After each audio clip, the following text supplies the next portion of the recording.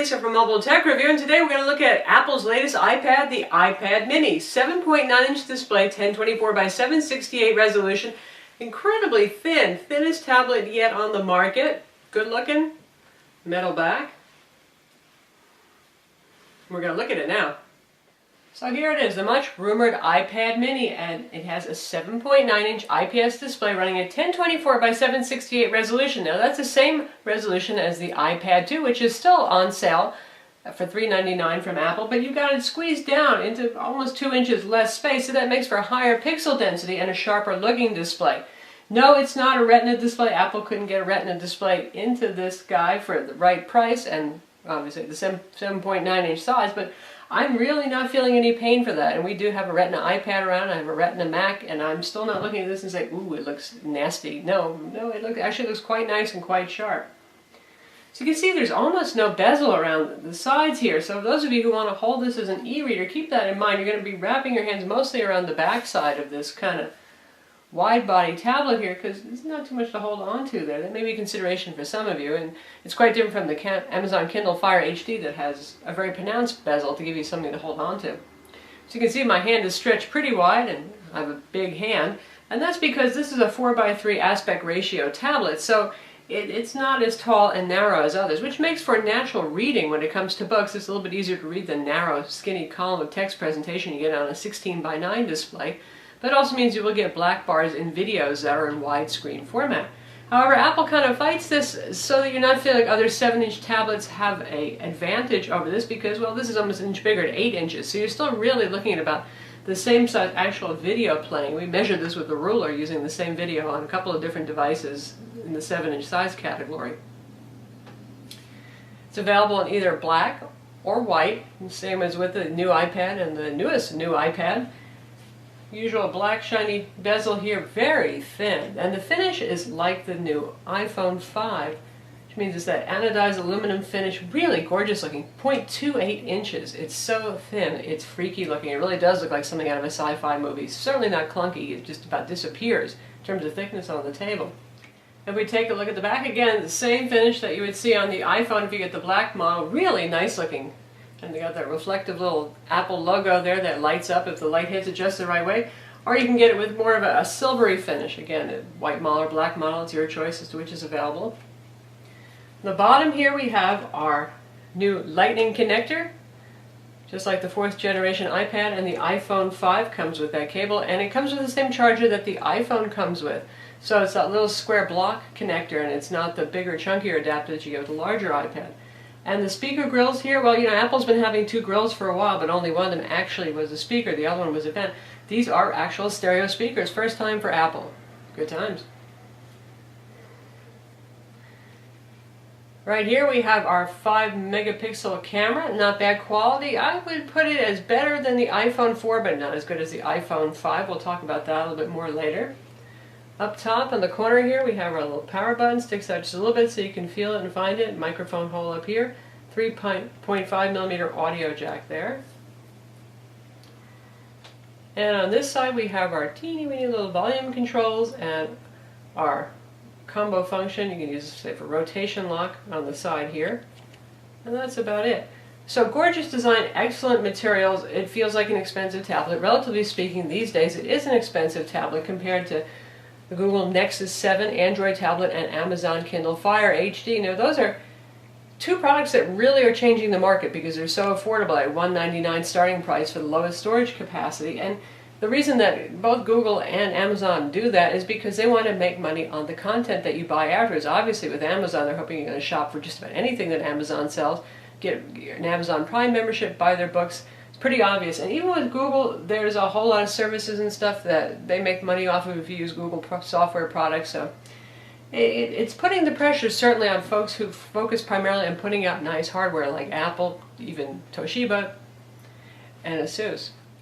Now that said, of course, Apple does have the whole iTunes ecosystem. They're making some money there at that point, but they're fond of their high margins on hardware, and we'll just have to see if that ever changes. But anyway, for the huge majority of people that still are seemingly in love with iPads and iPhones, none of that really matters. They just want to get whatever, as Apple's made most recently, and well, for those of you who are liking the iPad but thinking it's a little bit big to carry around everywhere, that 10-inch footprint is just about like carrying a little netbook around.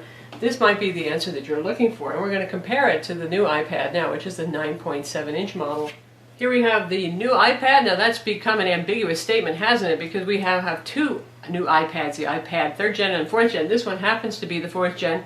Same as the iPad 3, the original new iPad, except it has a faster CPU inside. But anyway, this is all about the size comparison. So for those of you who are wondering how they compare, considerably smaller, yes? So, more portable. You could just about do that. It's going to overlap a little on the width, but to give you an idea of how much more you can carry around, well, that guy's more portable. At the same time, given the big 4:3 aspect ratio and the 8-inch display, it feels pretty darn big. I'm surprised other reviewers haven't commented on this compared to 7-inch tablets that I can actually hold in one hand easily. I have to do a real palm stretch to hold onto this guy. But the nice part is you don't feel as constricted. Sometimes with a 7-inch tablet you feel like, well, I just wish it was a little bigger to read web pages more easily without zooming, or I wish my videos looked a little bit bigger and filled the screen, and likewise with games. And it's amazing what an inch can do. This guy really starts to feel more like a tablet than a kind of oversized phone, shall we say. And portability is more than just the dimensions. The new iPad is 1.5 pounds versus 0.68 pounds for the iPad mini, so a lot less heavy as well. And believe me, you do feel that if you're holding either of these in your hands for a while. The new iPad is pretty hefty. This guy certainly is not. Now the back on the black model, something like the iPhone, boy, it does show fingerprints. You can probably see we've been handling this for a while, and there's a whole lot of, well, schmutz. Now if we give it a wipe with our microfiber cloth, well, there's still a whole lot of schmutz. You really have to use a damp towel to get that clean. The silver version for the white iPad model, less so. Does this guy scratch as the black iPhone 5 is known to do? We haven't had any scratches yet. We'll let you know if that happens in our full written review. The iPad mini starts at $329. That's for the Wi-Fi only model with 16 gigs of storage. So that puts it significantly cheaper than the new iPad, which is $500, $499 for the base storage model, Wi-Fi only. And it's still a little bit cheaper than the iPad 2, which is $399. Now, a lot of people think bigger is always better, so they're like, well, why wouldn't I get the iPad 2? Instead, it's bigger, it has the same CPU and all that kind of thing. Well, because some people want something that is smaller, lighter, easier to throw in their bag. Also, you get higher pixel density here, so you get a sharper looking screen compared to the iPad 2, again, because that 1024 by 768 resolution is squeezed into a smaller IPS panel. If you want to go up in storage, Apple charges $100 for each increment, so that means a 32 gig is going to set you back $429, and a 64 gig will be $529. We'd like to see them start charging less for their upward storage increments. It used to be all the manufacturers followed suit and had that same pricing model, but a lot of them are dropping the price down because flash memory prices have gotten lower. But still, that is what it is. Now, for those of you who want this with cellular service built in for data, that means you get 3G and you get 4G LTE, and it's available on AT&T, Sprint, or Verizon, your choice. That starts at $459, so you're paying $130 extra for that cellular radio, and that carries through for each of the storage increments again. So let's do a little size comparison. We've got the Nexus 7 here, which is a 7-inch tablet, also has an IPS display, 1280 by 800 resolution, and you can see it's a little bit smaller. Certainly, it's mostly on the narrowness factor, and that's something you're going to notice if you hold it in one hand. Now, in terms of thickness, the new iPad is significantly thinner and a bit lighter as well. And we'll have a separate smackdown between these two tablets, so if you want to know the ins and outs of each. And now we have the Amazon Kindle Fire HD right over here, and these guys are a lot closer in size. The Kindle Fire HD is thicker and a little bit heavier. Teeny bit shorter, but the width is about the same, and the Kindle Fire HD is a 7-inch tablet. What it has is very large bezels, relatively speaking, for today's modern tablets, around the sides, and that's because, well, it's the more space I have to work with, the less expensive they can make it. Miniaturization of components does cost money, and also to give you a place to grab and hold onto when you're reading and holding it like a book. Put them on top of each other. You can see the size is just about the same, just a little bit taller for the iPad, and from the side the Kindle Fire is considerably thicker. But still, you know, neither the Nexus 7 nor the Kindle Fire HD are chunky, thick devices by any means. We're talking all slim devices, just that the iPad mini is so darn skinny. So what do you get for your $329? You get everything that you would get on the regular size iPad. Same exact user interface. It comes with iOS 6. It upgrades to 6.01 out of the box. Your usual icon grid right here, your customizable shortcuts. Same applications are bundled on here. You've got Apple Maps now instead of Google Maps. We've got Contacts, Calendar, Game Center, the usual settings, magazine stand, iTunes of course, the App Store, Safari built in, the video player, music player. Nothing here is any different from the big iPad, so we're not going to go into in detail. They haven't changed the experience at all. The only thing that's different is it's just a little bit physically smaller version of it. In terms of performance, you're basically looking at iPad 2 level performance here. It has the same A5 CPU, clocked at 1 gigahertz. It has 512 megs of RAM. On Geekbench 2, it scored 747, which is pretty good. And that's pretty much the same score that we've seen on the iPad 2, lower than the latest generation new iPad, which scored around 1750 on Geekbench 2, but that one has the new A6 CPU, so certainly a lot more brains in there. That said, I'm not feeling, oh, this is slow in any way. Apple's iPad products and iPhones never are slow. And most of today's games, which are the most demanding apps out there, to be honest, 3D games, run just fine on this because there's a whole series of iPads out there that developers have to develop for iPad 1, iPad 2, and so on. So right now I've been playing some pretty demanding games, not feeling any lag with that. On SunSpider, the JavaScript benchmark is scored 1541, not bad. That's certainly behind the iPhone 5, though, that scored an amazing 922, where lower numbers are better. Browser Market scored 121,353, good score there. GL Benchmark 2.1, the Pro Test, 60 frames per second, very good. Egypt Offscreen, 90 frames per second, lovely. Egypt Standard, 60 frames per second. So, certainly not a slow device, even if it's not as fast as the Retina with the A6 CPU. So the 4:3 aspect ratio and resolution that are the same as the traditional iPad 1, iPad 2, what does that get you? It gets you a pretty comfortable browsing experience. Here right now, even using this in portrait mode, which is something I normally wouldn't do for web pages, text is teeny but it's readable. And I'm actually impressed with, relatively speaking, the clarity here for a non-Retina screen. It's really not hard to read at all, and I'm not seeing a whole lot of pixel jaggies. So certainly even a default zoom in portrait mode, that's not bad looking at all. And if we bring it up, stays nice and sharp and clear. Easy enough on the eyes for me. Hey, maybe you have really great eyes, but it's working for me. Now if we put this in landscape mode, there we are at default zoom. So it's nice, it's easy to read, and I feel like I'm getting a little bit more on the screen thanks to that screen size, so it makes it feel more like a desktop-y experience. And then we brought our Nexus 7 back in so you can see the difference in the amount of stuff you're going to see on screen at default zoom. So you're getting a lot more on the iPad in terms of the height here. And also a little bit more, it really has to do with how the browser is fitting the page in, but it seems like a little bit more in the width, but pretty much in the height. It's great. When you're reading on the Nexus 7, and I love my Nexus 7, one thing I have to say is I'm constantly, if I'm reading in landscape mode, scrolling. It's just a relatively narrow band of stuff to work with. And now compared to the Kindle Fire HD right here, which actually, the way it does the layout, gets you a little bit more text to see compared to our Nexus 7 there. Still not as much as the iPad, so there you go. Nice web browsing experience there, reasonably clear text, and a fairly white neutral background. You can see our Kindle Fire is a little bit warm, actually a little bit yellow in comparison. Now, as you might have heard, the YouTube player is no longer installed by default in iOS 6 on the iPhone 5, and it's not yet ready for the iPad, so you have to use your Safari browser to walk on over to YouTube yourself, and you're going to get the YouTube mobile site here, and HTML5 format video. We have no issues with HTML5 format video. It's more lightweight, yet still just as good looking, but wouldn't mind that dedicated YouTube app coming back. But let's see how it does in terms of quality, and we'll take a look at the Microsoft Surface for a little competition here. This is Lisa from Mobile Tech Review, and this is the Microsoft Surface RT tablet. This is running Windows 8 RT, and we'll talk about Works for me. Looks CPU, nice. Good experience. optional touch cover. And we're going to try out a cinematic widescreen movie. This is iTunes SD movie. You'll be able to see how much black bar there is, and we'll just skip forward a little bit.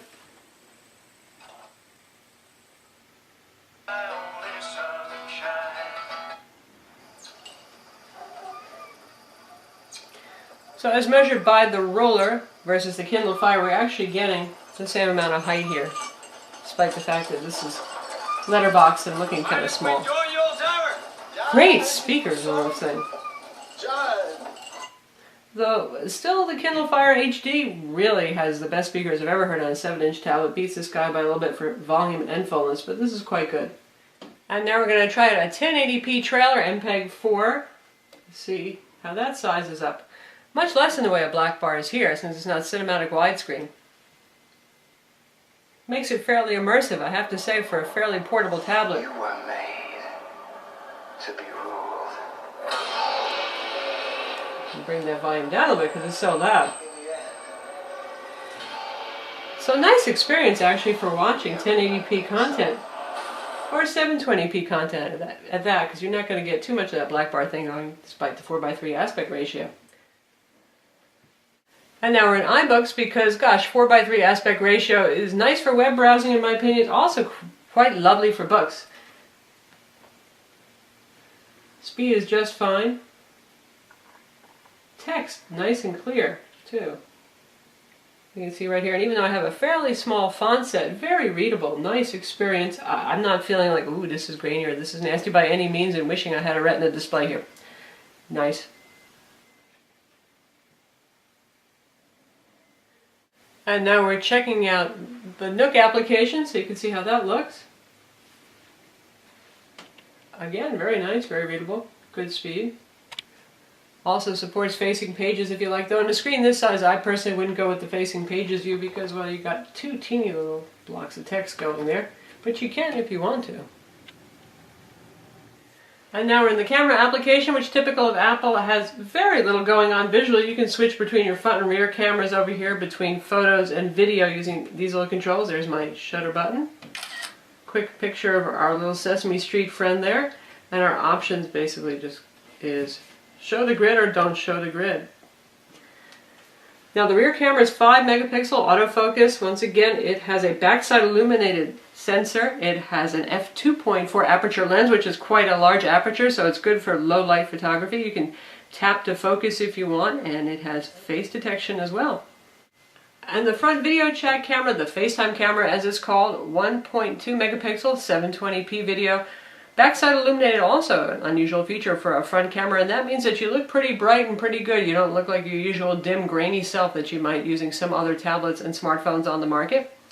And it supports geotagging.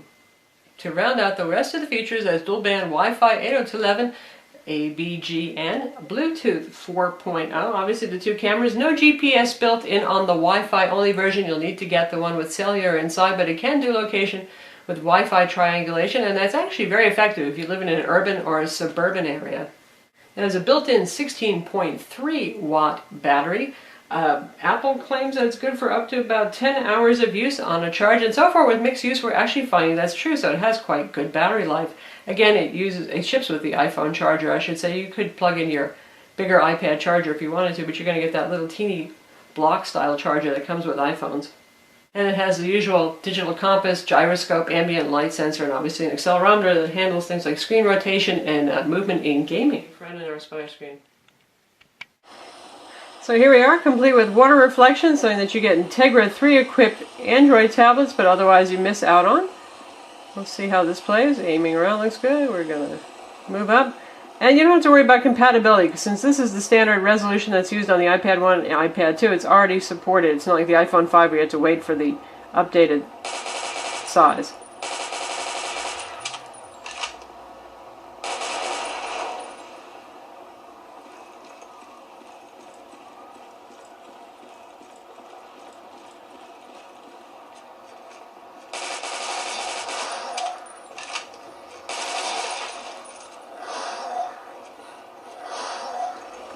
Alright, a pumpkin head. Happy Halloween.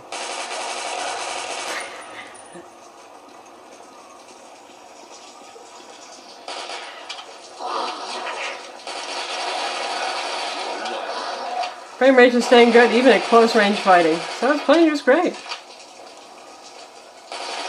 And the screen feels pretty big. It feels like a real fun gaming experience, not like I'm suffering from cut rate size here. So that's Dead Trigger on the iPad mini. And then we're going to check out Modern Combat 3, another demanding game. This game has really good sound on this iPad, nice and full.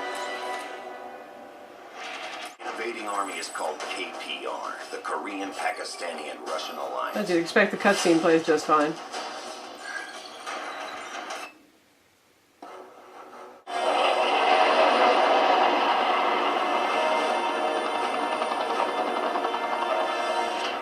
Why is the hard drive encrypted? Automatic security protocol in case of attack. Figure we gank the drive, get it to the analyst, and they figure out what the next target is. Any word on the rest of the country? It's playing fine. We'll skip ahead. Official. See who we can shoot.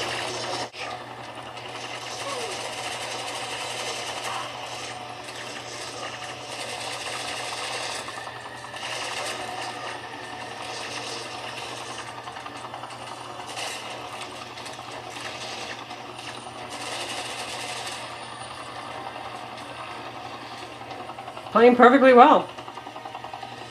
And this is a very current game.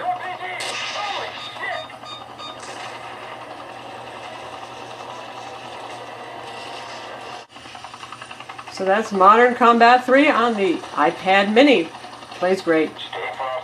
So that's the iPad mini. And yes, it is a smaller iPad. I mean, I don't know why people say it's not just a smaller iPad. Obviously, this is a 7.9-inch iPad versus the 9.7-inch full-size iPad. But that's a good thing because you get everything that an iPad can do right in here. More portable size, almost one-handed operation if you have big enough hands. Smaller price tag, not bad. I'm Lisa from Mobile Tech Review. Visit our website for the full review and don't forget to subscribe to our YouTube channel.